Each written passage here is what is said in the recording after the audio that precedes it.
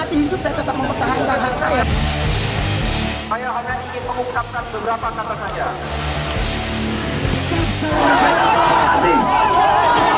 Walau jangan terprovokasi.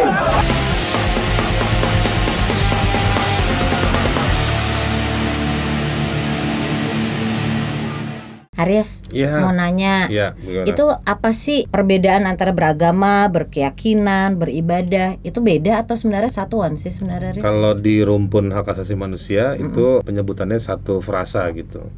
Tapi sebenarnya implementasinya bisa dipisah tapi saling Terkait. berhubungan, saling terkait. Misalnya kalau yang paling beda sendiri soal beribadah. Nah, beribadah itu lebih pada soal implementasi dari keyakinan atau agamanya. Apa yang kita lakukan dengan keyakinan kita? Apa yang gitu? kita lakukan dari keyakinan kita, termasuk juga dengan perangkat-perangkatnya atau simbol-simbolnya. Misalnya soal masjid, gereja, wihara itu terkait dengan peribadatan itu sendiri. Nah, ada lagi yang namanya hak untuk beragama dan berkeyakinan. Jadi kalau beragama adalah memiliki keyakinan atau berkeyakinan pada satu konsep ketuhanan atau praktek keagamaan tertentu, pada nilai agama tertentu. Ada lagi yang hak beragama dan berkeyakinan itu hak untuk kita memilih ya, memilih satu agama tertentu atau pada satu nilai ketuhanan tertentu yang punya aturan-aturan tersendiri, misalnya kayak gitu. Singkatnya seperti itu. Nah, kalau berkeyakinan mirip dengan hak untuk beragama, tetapi dia lebih cenderung pada soal nilainya itu sendiri, tidak identik pada satu penamaan agama. Nah, tapi juga dia melengkapi yang hak beragama itu sendiri. Karena dalam agama kan ada keyakinan juga.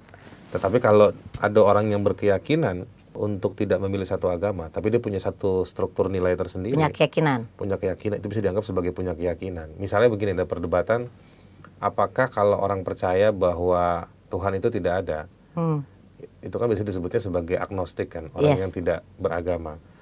Tapi apakah itu juga sebuah nilai? Ini banyak contoh kasus ya. Soalnya ada lagi yang masalah ketika dia memeluk agama yang berbeda dengan agama orang tuanya, dia dicoret dari keluarga. Iya, Nah itu agak sedikit bingung antara ini sebenarnya kan keyakinan kan, tuh.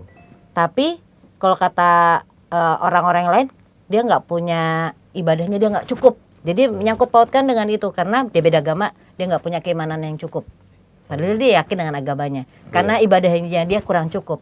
Itu jadi agak bingung antara ibadah, keyakinan, beribadah.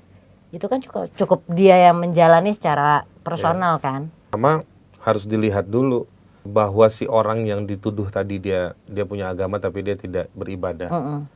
Itu kan bisa dibilang sebagai sebuah pilihannya dia.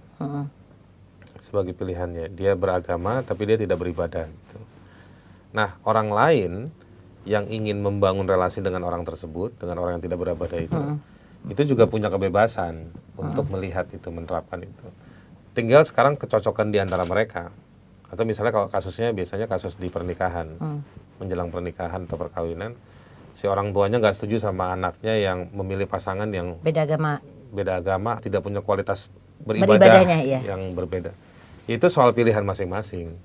Tapi tidak boleh si pihak satu menganggap bahwa oke, karena kamu tidak begini, dan tidak begini, misalnya tidak beribadah gitu ya, kamu harus seperti ini. Selama itu disampaikannya secara baik, kalau dalam agama itu disebutnya sebagai syiar, mengajak ya silakan saja. Tapi kalau memaksa itu ya tidak bisa. Apalagi kalau orang itu juga punya daya Iya, daya apalagi tolak sekarang yang ini tinggi. banyak pengecapan ya di Indonesia misalnya. Padahal kita agamanya misalnya sama ya, kita nggak Iya. usah menyebutkan agama yang apa. Pokoknya kita punya agama sama.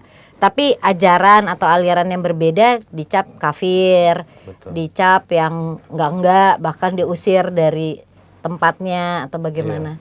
Kalau di soal orang yang melakukan itu ya pengkafiran, menyerang kelompok lain, dia punya nilai yang dia bangun sendiri, meskipun di kelompoknya sendiri tafsirnya macam-macam ya, definisinya macam-macam. Tetapi begini, dalam konteks beragama, berkeyakinan dan beribadah, tidak boleh satu kelompok itu memaksakan, ya kan, keyakinannya pada pihak yang lain. Betul, karena agama itu urusan kita pribadi dengan Tuhan, bukan? Ya, seperti itu. Negara, kalaupun negara ingin dihadirkan dalam soal keagamaan, keyakinan dan peribadatan, maka mereka negara posisinya adalah memastikan bahwa tidak ada saling menyakiti satu dengan yang lain.